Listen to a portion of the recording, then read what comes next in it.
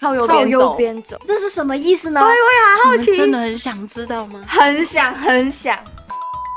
很好笑，我到现在都还没讲过，哦，是真的假的？对啊，但很多人问了好几年，我都没讲过。谢谢你跟我分享，好丢脸哦。NG 班房，NG 班房陪你亂講。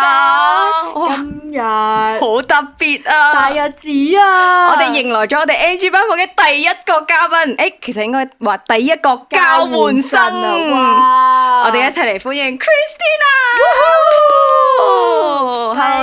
歡迎你！嗨，謝謝，你好，我是 Christina。哇，我們今天真的其實現在我們要開始 switch 那個 channel。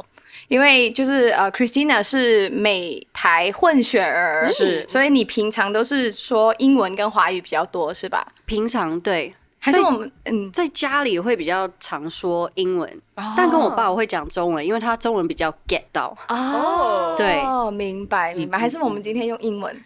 哇，你可以嗎？我是可以 try 看啦。Seriously？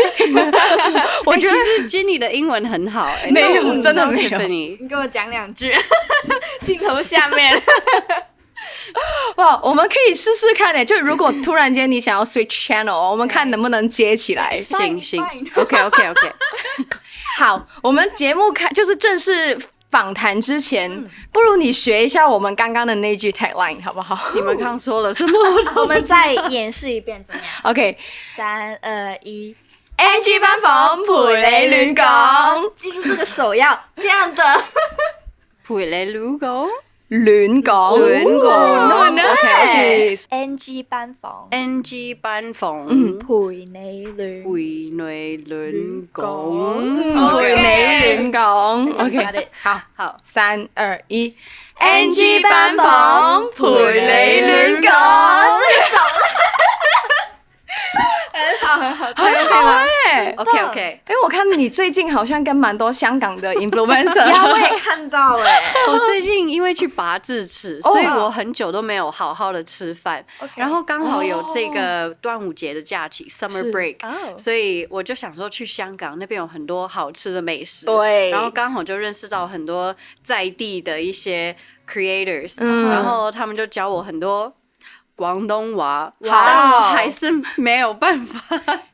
那我們就是趁着這個機會，就先考考你好了。哇哦，好，我來試試看。來，前面我好像會後面的是什麼？番茄醬牛腩麵。厲害了！後面那個呢？有比那個準嗎？有。OK。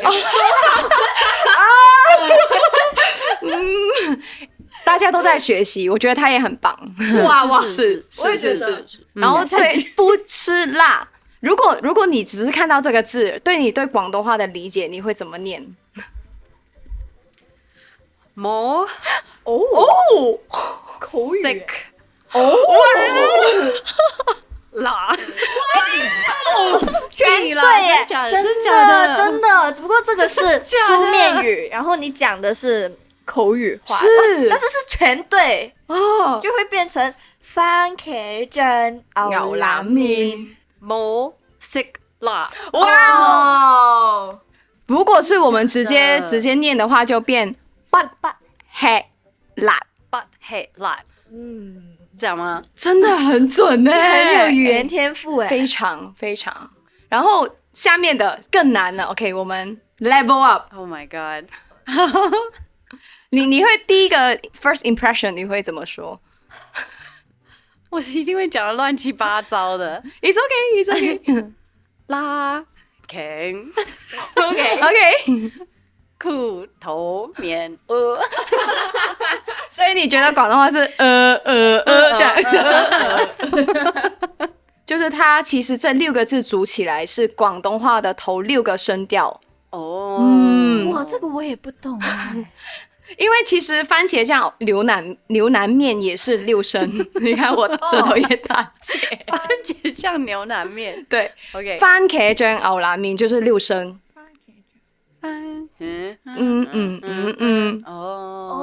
所以是你可以 try 下面那个紧裤头棉是吗？不是，差不多，那个声音完全对。OK， 拉緊褲頭面喎，拉緊褲頭面哦，所以跟番茄酱是一样的。对，番茄酱牛腩面就是拉緊褲頭面哦，拉緊褲頭面哦。I see。Yeah， 因为广东话有9个声调嘛，那最后3个是入声，不吃辣，就是那剩下3个声调，你看到它都是收进去的，不吃辣。哦，就是变短音，是，好像日本那种促音，会，那个次音，是。你的语言天分这么好，是不是因为你本来就有2个不同的背景，文化背景？我不确定是不是这个原因，但是我觉得有生活在2个不同地方，确实是有一种 adaptability， 就是那种适应性，非常的羡慕，真的。那你觉得你中文比较好一点，还是英文比较好一点呢？我觉得要看是表达什么，因为我主要的我的 prime years， 我的小5一直到大学毕业，其实都是在台湾所以我主要的好朋友。我的生活习惯跟我的生态全部都是讲中文。那你会觉得你自己很台吗？有时候但我觉得不够，就没有到那种很台，但是我觉得够台。够台会讲台语的台？不会，但我觉得个性会变，我觉得讲一个语言个性会变。是的，我也觉得，就每一次我讲英文跟讲中文的时候，或者是广东话的时候，感觉我的 tone 是不一样的。那你觉得你讲哪一个的时候是最 sweet 的？我觉得我怎么样都是 sweet 的。不是，那你觉得就是你英文还是中文，你讲哪一个语言会比较 get 得到那个笑点呢？Good question。我觉得我都可以OK， 对啊。如果说你的脑海里面有一个声音，那个声音是什么？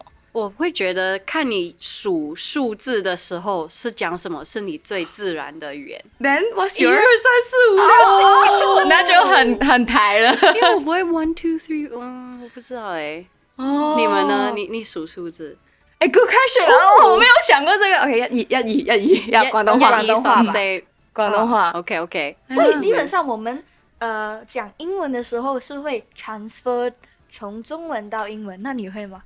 还是你就是 automatically 直接？我觉得我英文好像 activate 另外一个系统，那是什么时候被 activate？像我小时候我国小都是在美国，然后在家里面跟我弟讲话也都是讲英文所以我觉得会有一种不一样的性格。就是你会觉得比较 open 一点吗？还是比较就是真的很那种 vibe？ 我觉得这种 vibe 是可以出来的。OK，show us。我们现在就换英文这样子。Hey girl，how's your day？ 我觉得那可能是我装出来的。really？ Yeah。那个是你的 persona。有时候。OK。Yeah。是不是因为你觉得跟美国人聊天的时候，你就得把这个人设弄出来，然后你才会跟他们有一点接近靠近？确实，我觉得看你跟什么样的人说话，他们的 energy 在哪里，你的 energy 就会跟到哪里。所以如果他很 fabulous， 你就会跟着很 fabulous。所以你真的很 adaptable 这样子。好像是哇，那比如说像我们啊，我在梦里面，我就是会用广东话来做梦。可是有时候来到新加坡久了，就是我回家的时候是广东话，然后新加坡的时候有时候是华语。那你梦境里面你是用什么语言？哇，我不知道，我最近做好多噩梦。对，那些东西 chase 你的时候，或者是那个 environment 是都有我好难选择，因为我真的是我现在29岁，然后我真的是人生的一半在美国，一半在台湾，然后我的朋友也都是会讲英文或是中文。感觉是你那个梦遇到的什么人，然后那个人讲的是什么语言，然后那个梦就会是什么语言。有吗？那你自己觉得你的这个身份啊，在两边会不会有不同的待遇？就比如说我听说有些人混血儿，尤其是在台湾蛮吃香的。你会觉得你有这个 privilege 吗？我觉得一般在台湾，只要有外国人进来或是什么的，我觉得大家都是很喜欢的。无论你是香港、澳门，或者是日本，特别是日本，台湾真的超喜欢日本人。还有美国，法国也有，台湾人都很喜欢，他们会觉得哇，为什么你要来到这里？因为其实台湾不属于一个非常非常 popular 的旅游胜地。就比起像日本或是韩国、泰国、韩国，或者像欧洲的一些国家就非常的 popular，台湾属于比较 niche 的一个地点，但是我觉得去过的人都会很喜欢，然后我觉得，所以台湾人会特别的热情，然后很想要知道为什么你要来这里？对，所以我觉得大部分去台湾的外国人都是非常受欢迎的。然后说到我是因为在台湾住非常的久，所以我觉得我的不同的待遇是我感觉每天都像一个游客走在街上，你知道吗？就大家的目光会不一样吗？还是为什么你中文讲这么好？是每个人都应该要问这个问题。对，你通常会怎么回应？我说对，我爸是台湾人，就讲一样的。你有跟他们玩过吗？说你说我刚刚学，没有，我有玩过一次。我就说我是原住民，他说原住民，他说对啊，我是排湾族，然后他说你是排湾族，然后他就开始考我排湾族，然后我就回答不出来。他说对嘛？所以什么是排湾族吗？就是台湾有一些原住民，真的骗不下去了。所以我觉得诚实还是最重要。可是当人家问你，比如说我一个刚刚认识你的人，我问你说 Where you from， 你第一个直觉你会说哪里？我会说台湾OK， 对啊，因为我觉得我台湾的东西比较讲得出来。我如果说 I'm American， 我是真的很不想跟你讲话。因为就是I'm from the States sports，美国人很喜欢聊 sports。我明白，对，就你就不会继续这个 conversation 跟那个陌生人，对吧？然后他可能就是说你吃的也只能可能说一下 hamburger、Panda Express、lobster roll，we have 什么？说到这边，那你最喜欢的台湾美食是什么？哇，我觉得好多，我最喜欢珍珠奶茶。Oh my god！Give me a high five！ 你也是吗？不是啊，每天一杯的，还这么瘦。对，他真的是吃不胖，我跟你说。我吃的很小，我喝的很多。这是你来新加坡今年是第3次了吧？哇，那你很喜欢新加坡，还蛮多的。一年来3次哦？只有。好像我一辈子来过4次，今年来了3次。哇哦，原来是这样。我上次来是跟我妈2017的时候。因为像我认识你啊，就是上次你来新加坡的时候，就是通过朋友介绍嘛，然后就觉得哇，我想要邀请 Christine 来，是觉得就又很 sweet， 然后就很健谈，然后我们聊到的东西就聊得很开心。我说要不你来我们这边跟我们一起聊。对，然后加上我们聊到中间说你妈妈是欧阳珊，对，这个东西真的让我很惊讶，你知道吗？觉得我更惊讶，为什么你惊讶？为什么你会知道？说到这个是因为那个时候我有看一个节目叫 WTO 姐妹会，它是超级下饭的节目。很多台湾人喜欢看的节目，就是很多外国媳妇嫁来台湾，分享一些文化冲击。对，然后还有就是其中一个班底是叫 Jenny 嘛，她是香港人。对。然后我也觉得她分享香港的东西蛮有趣，然后我就觉得这个节目可以让我看到更多不一样的东西。然后你妈妈的就是华语又好，然后她又很活泼，所以那个时候你讲到我就。我没想到我可以认识他女儿。所以你对新加坡的第一印象是什么？对啊，你来了3次，4次热 OK。这边的食物呢？这边的食物很好吃啊。这个那比台湾呢？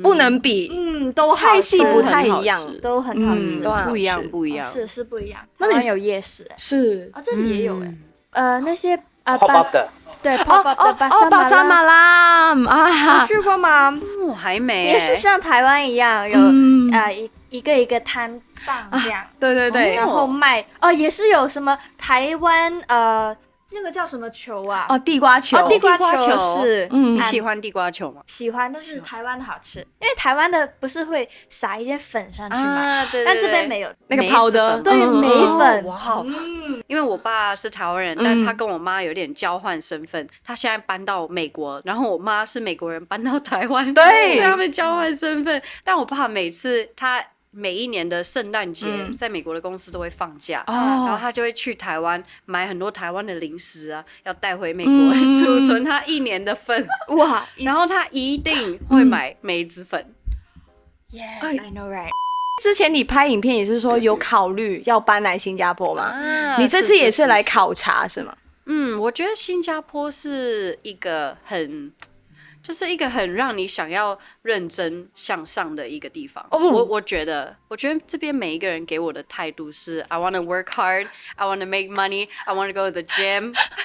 因为我现在有在帮一个 channel 叫 Popping Singapore、Popping SG 在拍片，然后他们一直想要介绍新加坡给我，然后其实这个频道也是在介绍新加坡，他们喜欢去街坊啊，发掘好玩的东西这样子。然后其中一个 content 就是问我要不要搬来这，因为我最近搬去了日本。对呀 ，yes。为什么会突然间就是在你这个岁数的时候，我要去那边读书了？真的是读书因为我自己觉得，像我自己的 YouTube， 我是做很多 family content，所以很长时候我是拍一些我跟我妈的互动，跟弟弟跟爸爸，但一直以来我都是跟家人住在一起。然后像我这个岁数了，还没有搬出去，我就会觉得我有一点像 loser， 你知道吗？是谁的 criteria 觉得说搬出去就是 independent？那你在哪里学到，或者是觉得有这个观念？我妈小时候很喜欢跟我说，你看我18岁就搬出去了。你们也是吗？你们爸妈也会这样，是不是很像亚洲妈妈？我妈妈说，在你这个年纪的时候，我都结婚生了你了。所以我觉得有很多是那种，就是不能输给自己爸妈的那种，我自己给自己的压力，你知道吗？其实没有人叫我要搬出去，我妈一直想让我继续待在家里，因为我们相处也是没有问题。但我就是记得小时候我妈说她18岁就搬出去了，就这个 trigger 到你。我觉得我已经加10年还没搬出去，我不就是个超级 loser？ 所以我就这是其中一个原因，但是另外也是我发现我身边像你们，就很多会讲3种语言，英文、中文、广东话，英文、中文、日文，英文、中文、泰文，我只有英文、中文，然后我就觉得我是不是个 loser？OK， 所以语言对你来说就觉得它是多一种表达，然后你也觉得想要多学一种语言嘛。那为什么是日语？Out of 这么多个，有些美国人会学 Espanol。我觉得如果我现在生活在美国，我应该就会选西班牙文，因为蛮好学的。然后再加上我很喜欢听 Bad Bunny 的歌。什么歌 ？Bad Bunny。Bad Bunny。OK。你听过他的歌吗？我没有。可是 OK， 可是我没有。这个帅的，在好莱坞只做全西班牙语的歌，厉害耶！其他像什么 Shakira 都唱到英文歌曲，但他从来没有改变他的风格，我觉得蛮厉害的。Titi me preguntó si tengo mucha novia. 没有Mucha novia. Hoy tengo a una, mañana a otra. 为什么 out of so many languages，为什么是 Japanese 我觉得像我现在生活在台湾，我觉得在台湾其实也有很多 Japanese influence， 其实你可以看到，然后也是跟历史有关系。对，我就不要讲太多了，因为我不是专家。But 其实很多人会觉得台湾跟 Okinawa 有很多很像，冲绳很多很像的地方。然后我去了冲绳，我也发现好像跟台湾也蛮类似的地方。例如呢？很多景色都很像。OK， 我觉得小琉球那边吗？跟那边很像还是？小琉球就很像，那个汉字是一样的，也是汉字是一样的，所以它其实是很多 influence， 都是海。我是觉得屏东跟 Okinawa 的一些外岛蛮像，我自己去过的感觉，我就觉得好像又离台湾不是很远，然后另外是因为我只有住过台湾跟波士顿，我没有住过其他地方，就是没有自己一个人的感觉，所以我觉得日本是最 safe， true， 然后又是 affordable，然后语言又蛮多 crossover 的，就是那个汉字我都看得懂啊。但是你一开始去之前你是零吗？完全是不懂零基础算吗？OK， 算的。我想说，我用 Duolingo 学越南语，他教的东西是完全在生活里面没有用到的。他教我什么？因为越南是共产主义嘛，他教我共产主义，我心里面想，我去那个越南的话，我怎么去用到这个词呢？所以怎么说？我忘记了，还回去了。我会基本，因为现在我有找老师去学越南语，所以我觉得它比较 practical 一点，就像你去日本去学这个语言一样。对对对。那你觉得难吗？日文？我们第一次用这个黑板呢，在这里。托摸达吉，T 这样 T 呀。这看得懂吗？应该。我是一般人，我看不懂啦。但是如果我写这样，那是不是就看得懂了？对 ，OK， 也看不懂哎，什么是有的？私たち友達、私と友達、友達一緒に。私是翻译不了的吧？为什么你们一直讲日语啊？我想 prom 你而已。还有流利是吗？这看得懂吗？流利看不懂。这看得懂吗？料理所所以他的考试，他的考试就把这些汉字都，所以没错 ，M5 就是像这样子，然后这个就是变 M， 真的假的？所以其实很难欸。对啊，你要去记流利是这流利，你还要记那个音，然后还要想是那个吗？这样很难呢。因为我们的那个什么皆さんの日本語都是写看字。对啊。所以我觉得日文如果你懂kanji，就是这个，你只要去记得它的这个音就好了。会不会其实很像广东话？这么讲呢？我想说，我们学广东话其实并没有学过拼音的，或是广东话学中文。其实不用学中文的，好像是你会广东中话，你会广东话你就不知道为什么你就会中文了。那为什么会中文就不会广东话？你不觉得很不公平吗？因为那个语言 system 不一样。就我们从小怎么去学这些字呢？就是妈妈跟你说，这是六，等我们就要记得 OK 这个字就是六，然后我们不会说它怎么拼，我们就死记。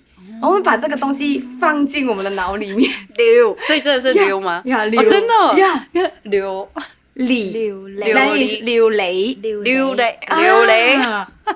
所以它日本的有些发音其实跟广东话有一点点像，是吗？练习怎么说？練習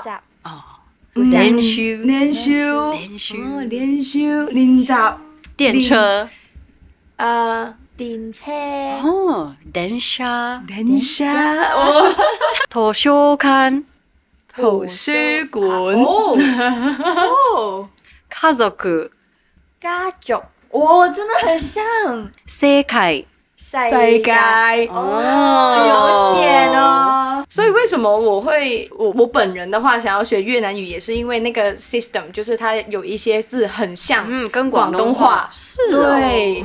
你觉得学的过程里面，加上在那边住啊，有什么困难吗？因为你现在终于一个人了，然后又学新的语言。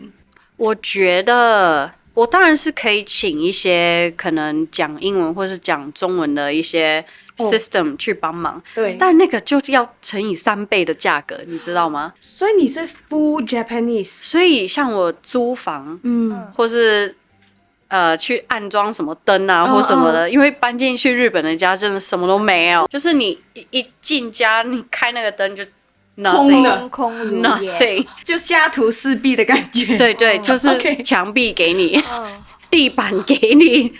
那你没有请什么 agent 帮你吗？有认识一个 agent， 他帮我去找到这个房子，但是后续的所有事情，安装网络、安装电要开店，然后所有的东西都是 ChatGPT 什么的。OK， 你最好的朋友。呀，你觉得你的生活自理能力有没有突然间突飞猛进？我觉得有我觉得哇，我这个也会。那个也会 in Japanese 对啊，对啊，但是我必须说，真的花了比较久的时间。一般人搬进去就1个月，我可能花了3个月才把网络、灯、什么水电什么东西都弄好。然后还有他们喜欢用什么 PayPay 一些银行账户，就是你真的搬去一个新的国家，你要基本上是从零开始，就除了身边的朋友，你去的活动，还有你的房子，然后你要习惯新的超市什么，我觉得要搬去任何一个新的国家都蛮困扰的。那你是在东京市里面住吗？是，最 fancy 的地方，所以那个租金不就很贵？会比较贵，就是最基本的是17.2万日币。地方多大？对啊，30 meter square。呀，然后它是 one kitchen studio apartment。 Yes。那其实比新加坡还要便宜。是是的。我觉得什么东西都比新加坡还要便宜。我那天去吃一个什么东西，然后他们就给我们那个湿纸巾。然后我就用了，然后就说要收钱，我说要收钱我整个憋不住了，我想这个也要收钱，天哪！是这边什么1块2块这样子，如果不用的话，你给钱的时候要给他看，然后他就 OK， 那就不算这个钱，我 deduct from 你的 bill。但是如果你有10个人的话，只有1个人用了，那也是收1个人的钱。那你刚刚有说到像屏东啊，就跟那个冲绳那些地方很像，然后风景很美。为什么你不要干脆就搬去冲绳？因为那边太 chill 了，我觉得。OK， 我觉得我那边会每天想要去海边的感觉。也是我应该就会晒得跟原住民，可以骗得过去了。所以你去日本多久了？现在1年了，差不多。所以呢，这1年你觉得有什么日语可以教我们的有趣的，或者是一定要会的？我觉得像你们一定懂こんにちは、ありがとうございます，这个最基本 OK。那我觉得，因为日本人不会说不，他们会说没关系。对啊，为什么？这个你也会了，但是这个也算是比较简单一点的，对，他很厉害的，他也是很厉害的。我最近在日本的观察是，这其实是只有男生在说的，但是你一听到就知道他在说 thank you， 他们不会ありがとうございます。他们说什么？很长的，还没有停，那个 s 要拉。OK， 就是那个有效 yes， 哇，就是在说谢谢，然后只有男生会说。对，男生比较会说这个，是因为他们的 pride 吗？我不知道。那他们会说的很大声还是小声的？就是感觉喊在这边。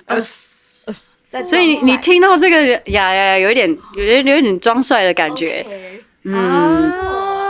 这个还蛮有趣的，我第一次知道OK， 但是女生会讲什么？如果要是说女生讲很多她的 expression 很 cute 的，女生很给情绪价值。但是你如果要说之外，你可以说そうなの。そうですか。是对，他们很喜欢那个笔在哪里？那个笔那边笔，他们喜欢说，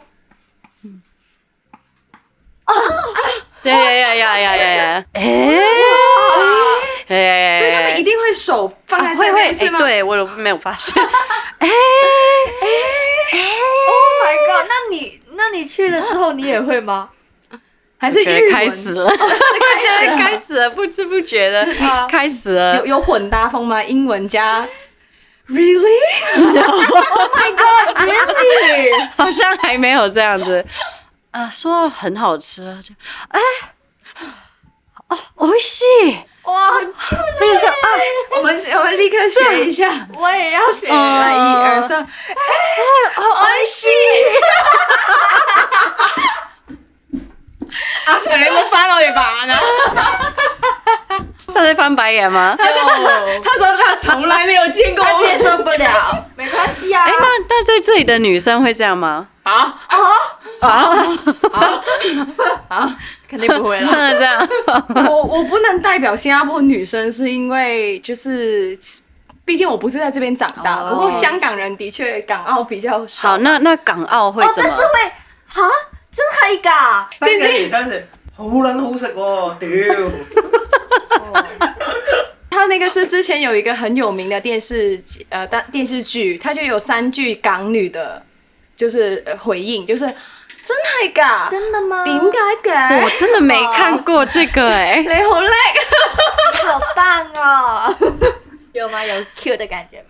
好了，有了，算了爸爸真的，我们普通的 daily expression 不会这样的，就跟你的影片里面一样，就是好正啊，好正呀，好正，好正，这个是最 normal 的。是的，OK 是的 OK。但在日本最 normal 是美味しい哦，哇，这样的所以很如果你没 normal，有手的话，他们就会觉得哦太大拉拉了。哦，对，不行不够优雅。不所行。以他们普遍女生真的是会比较 cute 嘛？这跟我们在电视上面看到的那种形象，我觉得日本女生好会打扮，我必须说，对她们连出去丢个垃圾可能就很美。哇哦！我觉得就不能接受，比如说穿睡衣，或者是穿我们这种 Crocs。Crocs 我不知道有没有看过但是我没有看过像什么 flip flop sandal 都没有看过。哇哦！哦，就是属于精致女生啊。对，我有一次穿着睡衣去楼下的 Lawson 买鸡块，然后就被看了好多，就很多眼睛，你知道吗？真的假的？你知道他们连去运动去健身房，他们都不能穿那个 athleisure 在外面。我来新加坡，我看到很多人都穿 athleisure 在外面，很正常。但在日本，他们会背在自己的包包，然后去到那个地方再换。哇，我们不能去了吧？我们不可以去日本了。我们先学好。那其实我看到你，就算在日本生活，你都一直有产出你的 YouTube video。你 YouTube 全职在做多少年了？我快6年了，快了。哇，学姐，学姐，真的是我们学姐。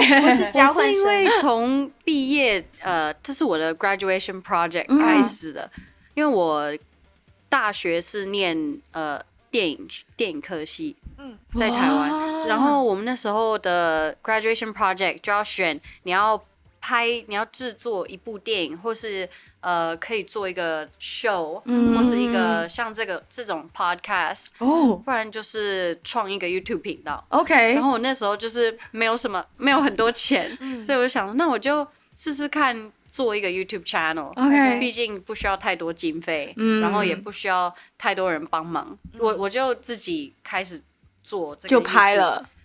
然后那时候又刚好碰到 COVID，所以我就是在拍一些台湾发生 COVID 的一些情况，然后就是可能跟一些我弟那时候在美国，就跟他做一些比较，然后人家开始知道他是有在波士顿生活过，然后在台湾你妈是那个，所以就是这样子慢慢的开始了这个 YouTube 频道。所以后面你是开始做多一点家庭的那种内容互动的。一开始是找一些家庭内容为主题，然后再来是找一些在台湾发现的一些其他国家的文化，就去访问一些住在台湾的什么洪都拉斯人或是玻利维亚，就还有一个德国女生放弃了自己的国籍，就是可以找到一些蛮特别，然后就是这样子的 YouTube 就靠这个掀起来，就比较是做文化类型还有家庭的 vlog。然后我发现做家庭的 vlog 好像不需要太多 effort， 然后有很多人看，是这样子吗？所以很多都是 family vlogs 的这种。可是因为你们的互动的确很 organic， 然后很 cute， 一动一静的那种感觉。你爸爸比较内敛，妈妈跟你是比较 outgoing， 跟他做一个对比，就会我觉得很鲜明，就你们家的氛围就在那边。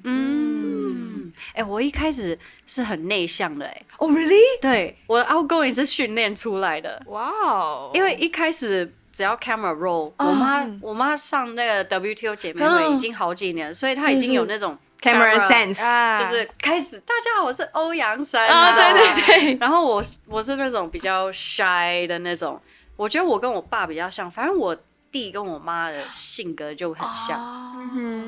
可是你选择，比如说你之前跟我分享到华冈艺校啊，然后舞蹈系嘛，然后又电影系，不都是要跟很多人交流啊，很多输出的一个学系吗？对。那你是怎么样 train 到你自己？对啊，我妈都会说，你这么内向是因为你是 A 型。你这种 A 型跟你爸一样，都是很内向的。你妈会这样吗？你说血型是吗？血型 A 型有这种说法的吗？我只知道 A 型是很内向，然后 B 型跟 O 型是最喜欢吃肉的，然后什么最外向的什么，我就OK。所以我一直你知道，我妈是 like everything she says is right，所以她说什么就好吧，我是永远的 A 型，我永远无法克服这个，直到有一天，我上了 Wikipedia 看到罗志祥也是 A 型，然后就是 OK 好吧，那他一定也是克服了这一关。那你最近有测过你的 MBTI 吗？有你的是什么？算最近我好像跟你一样I no 但后面都一样。INFJ OK， 所以你现在已经是去到E 了。好像是但我还是有我的 I moment， 可能就是那种 50-50 的那种。感觉每个人都有。对，他们说我很 I， 对啊，很明显的是吗？是。那你是？我是 E 但你超级大 E 人。没有他那个 camera 一开，他就会不一样了。其实我也经历过，就是很 I 的时候，然后因为我毕竟要面对镜头嘛，然后一 camera roll 的时候，我就会比较 high， 还是被逼了。那你是什么血型？我是 A 型。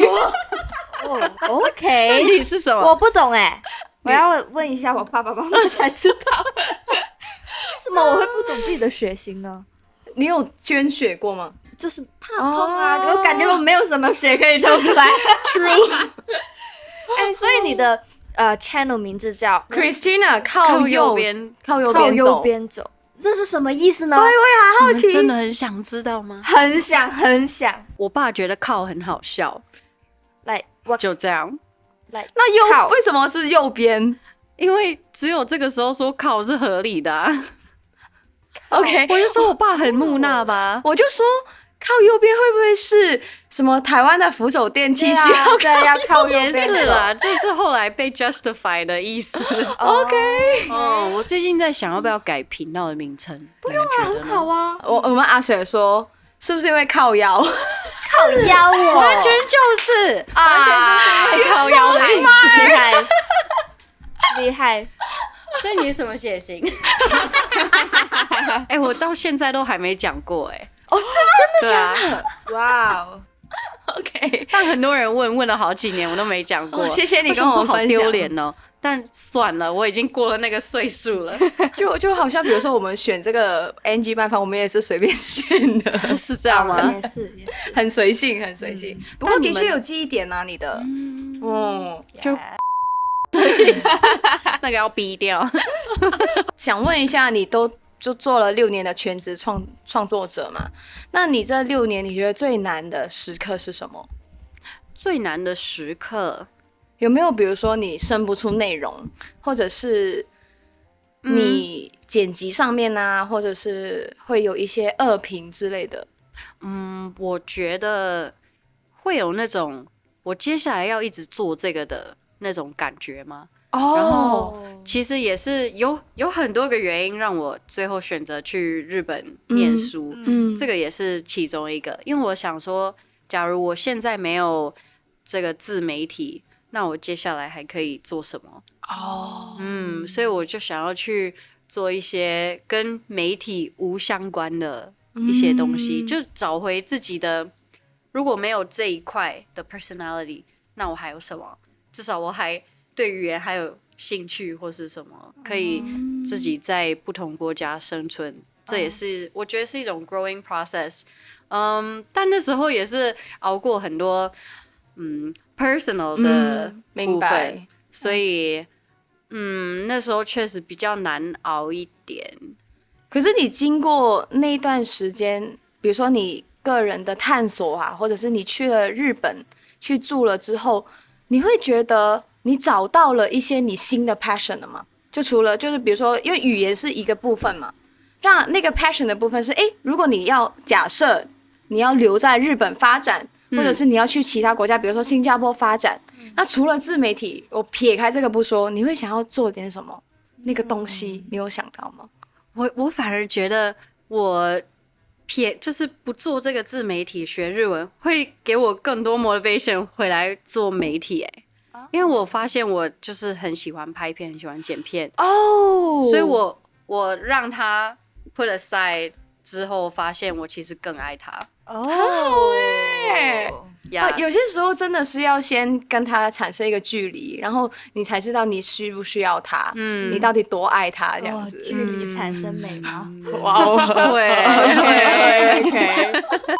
我觉得作为一个 YouTuber， 你的自律是很重要的。我觉得是哇，真的，因为没有人告诉你什么时候要上班，什么时候下班，什么时候要产出这个，什么时候要发这个。对，那你是怎么样控制的呢？你逼自己我今天一定要剪完这一支影片出来。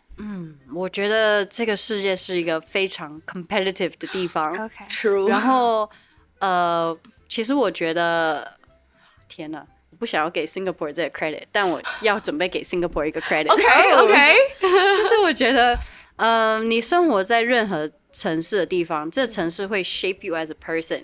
所以我觉得，像我在台北，我就觉得自己比较 chill 一点点。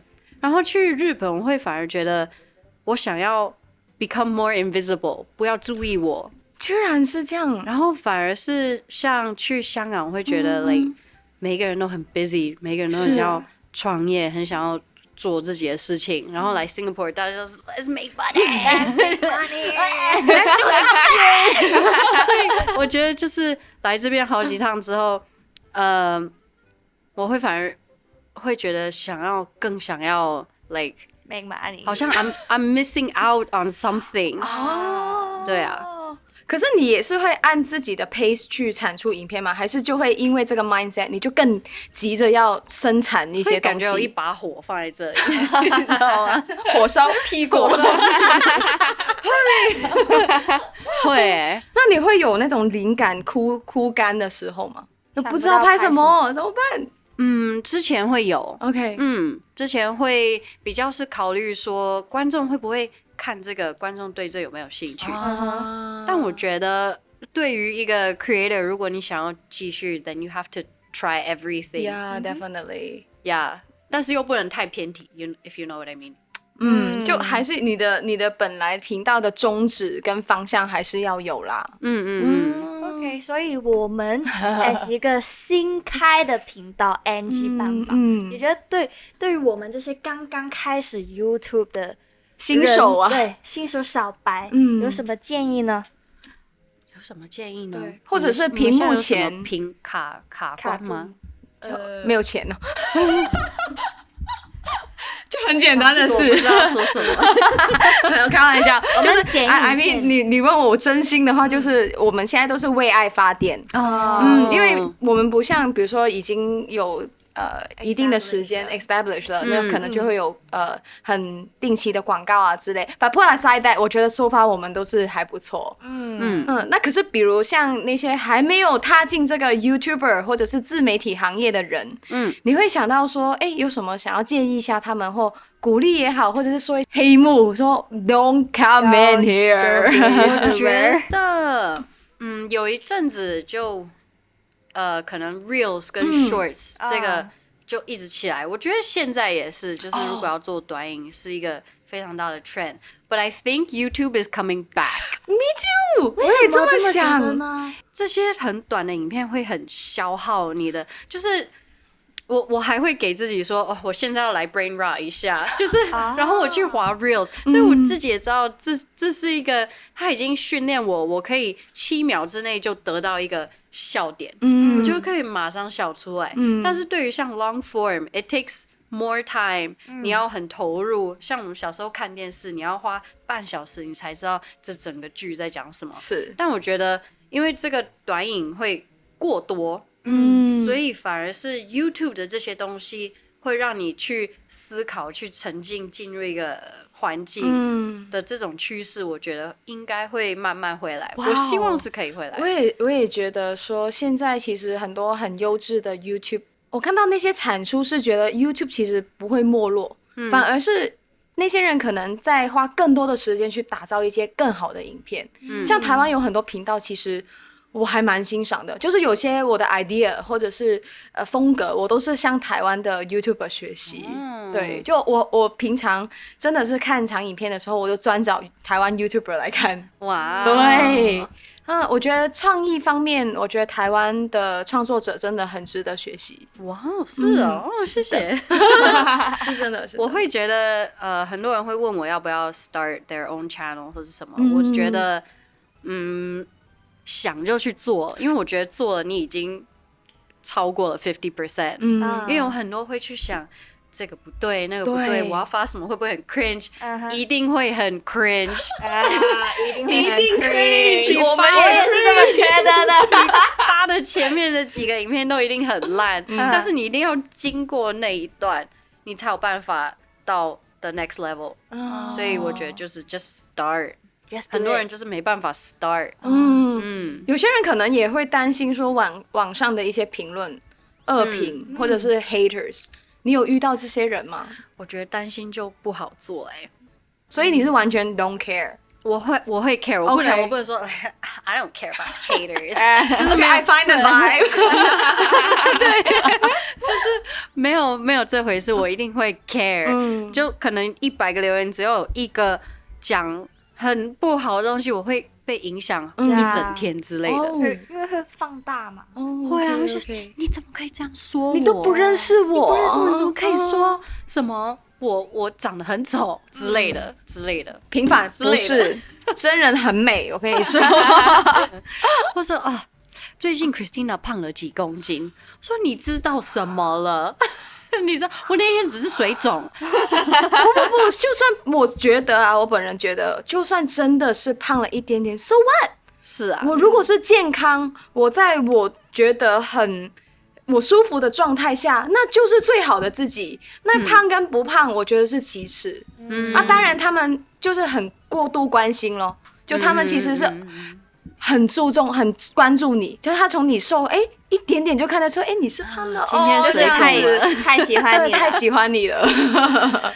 我发现我们3个都是住在外地的女生独自住在外面打拼也好，打拼你在找自己也好。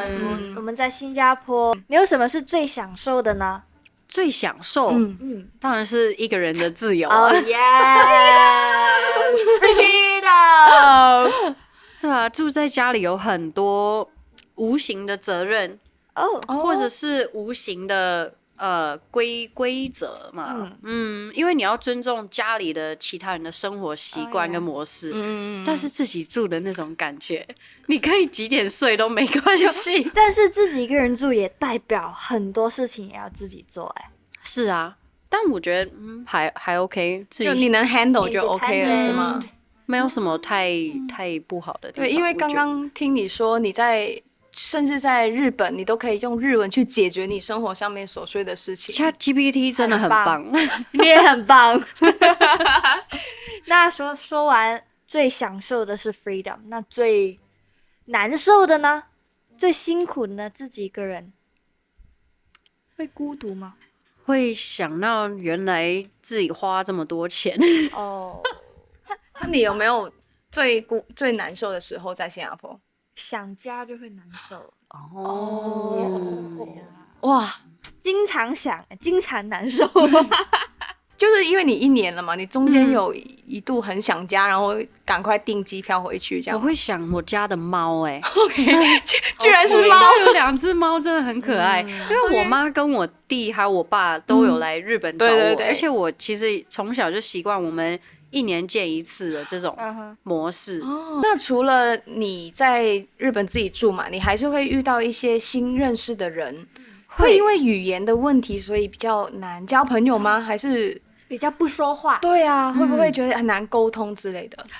很多人会说在日本很难交到当地的朋友，这是真的哦，真的哦，对，真的不好交到，因为当然就是语言是一方面，但是日本其实是近20-30年以来第一次开放给这么多外国人移民，还有 visit，所以他们其实对于很多外国的一些思想或什么会觉得很文化冲击很不习惯。如果是要跟那种在地日本人，然后会比较难去理解吧，我觉得他们也很难理解外国人。但是我遇到的在地的日本人都还蛮友善的，会讲日文之后真的变得比较好。因为你的长相关系就偏外国人嘛，所以他们会不会一下来就跟你就是疯狂的说不好意思，我不会听英文这样子？不会不会。OK。你有没有你们去过日本吗？有去过。那你有没有发现你去哪，他们都还是跟你讲日文？对，他们其实不管你是什么人，OK， 他们会跟你讲日文。我那个时候去便利店，然后我结账的时候，其实可能我就是讲了ありがとうございます，然后他就会一大堆疯狂的输出，之后我就Sorry, I don't speak Japanese。すいません。日本語わかりません。对，可是我就觉得他们还是很有礼貌的去跟你说他该说的东西啦。会。我觉得因为我现在是念语言学校，所以我交到的朋友都是跟我一样的处境就是一样是正在学日文，然后刚搬去日本不久，所以我觉得蛮多共通点的，然后很多可以聊。我们下课很喜欢去吃饭啊，或是我也会跟他们一起拍 reels 或什么的。那这样你会特意只跟他们讲日文吗？因为如果像我们2个会广东话，但是我们突然用英文去交流，会有点奇怪，会觉得很别扭。我们会要练习，因为我们想练习，然后没有什么很多的机会去练习，是，所以只要有机会我们就去练。对啊。说到这个，我想到我小时候我怎么学就是国语，就是华语嘛。就我年轻的时候，不是年轻，我在读书的时候，我很喜欢看台湾的偶像剧，然后那个时候我就不理旁边的目光，我就跟我朋友只说国语。因为我们没有就我们叫普通话课，我们普通话课就1年。然后之后我们都是自学，所以我在那1年我就跟朋友说，我们就自己练习，就跟你的情况很相似。我觉得这样子真的会更快的有这个语境去学这个语言。对，因为在日本除了就是跟kombini的人讲话之外，真的没有什么其他的机会了。对啊。kombini， 你现在已经1年了嘛，在日本，那你有什么打算吗？还是走走看看？我发现我是一个好像想要继续试试看在别的地方生活的感觉。So where's your next destination? Well， 可能是这里呢。对啊，可能有机会的话，你觉得让你却步，或者是让你有点犹豫的地方是什么？我觉得 it only takes one person。其实我是这样觉得。我那时候搬去日本的时候，我是知道我那边有一个朋友我只要有问题，我知道我可以问这个朋友，他可以帮我处理这件事情。OK， 而且其实我跟那朋友没有很熟他只是我在语言学校认识的一个朋友，但我知道有他，我就觉得很 safe。OK， 这现在有2个啦，所以我觉得无论是搬去任何国家，你只要有那个安全感，明白，然后另外要知道可不可以 afford 这个地方，可以的话就是 OK 了，然后再去想办法。我知道为什么他想要赚钱了。你看，如果他要搬来新加坡，他要 afford 的东西比日本还大。是啊，但其实日本也没有跟这里差很远，我觉得。真的吗？东京应该差不多，其他地方还好。就是他的意思是说 expenses wise 物价。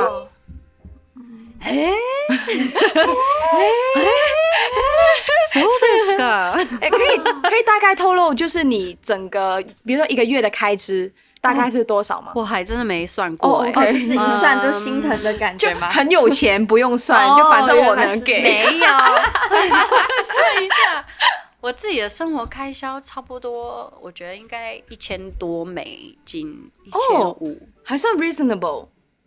加上房租，已经加上了，已经加上，还没加，还没加房租。因为房租才是那个最大的支出。加房租是$1100。How much is $2,600 to Singapore dollars？ 3300，差不多。房租加那个生活费，差不多。OK， 好贵。你对那些正在想要不要出去外地或者是去别的国家住一下去旅居又好，去走一走的朋友又好，你对他们有什么建议呢？如果他们还在想，哎呀，我要不要去？我觉得有在想，就是你一定会去啊。Cause you're gonna find a way， 我觉得。所以是看你有多想去，看你多想要。我现在这个，diss 我的语言学校，我的这个语言学校，它就是会给 visa。对，但如果我花更多时间，我应该可以找到一个更不错的语言学校，我觉得。但是因为我很想要。There's a very thin line between stupid and adventurous. Why？ 因为我觉得要 calculate 这个决定是 adventurous 还是 stupid。你的意思 stupid 其实我不太懂是浪费时间的意思吗？对啊，是什么叫 stupid？ 就是那个定义是什么？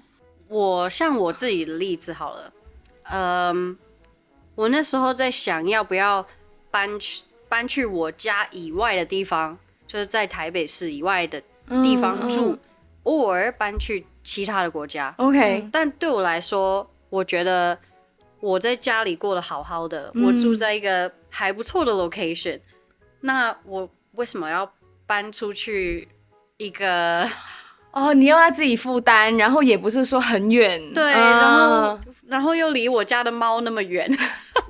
你的猫真的很重要所以我自己会觉得 this is stupid， 你知道吗？我明白了。但是搬去其他国家又不一样。但是搬去其他国家 with the same cost， 然后你的那个 adventure level， 就是每天你可以成长学到的东西不一样。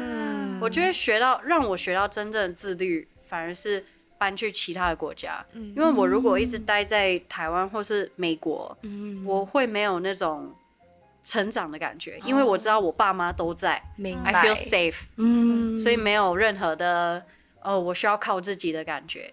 但是在日本，就是我只有那一个朋友，又不是很熟，所以一定要靠自己。我可以这么理解吗？就是 stupid 的意思不是说它是错误的决定，而是那个决定并不能让你有你想要的成长，你想要去到的地方。对，然后可能那个 cost 会跟你另外一个选择差不多。对，或是明白，就 CP 值会比较高，去另外一个国家。Yes。OK。那今天真的，我非常谢谢 Christina 来我们这边，跟我们分享了你的生活，你的一些心路历程。我觉得我又更了解你，我也交了一个新的朋友，是吗？而且我们还挖到一些独家的料。哦呀，你的 channel 哦呀，对。然后我们也希望你们透过这个 podcast 会听到就是女生的心声，然后如果你们也是在外地打拼也好，想要準備去外面闖的話也好 ，just do it， 先做。如果未 subscribe 呢個 channel 嘅話，記住 subscribe 同埋開埋個鐘仔，記得 like 同埋 share 呢個 video。咁 NG 班房下堂再講。Oh my god！You want to do nail？ Nail。Chip。各位金主爸爸媽媽，快啲落廣告啦！如果唔係，我就要用呢門手藝去賺錢噶啦。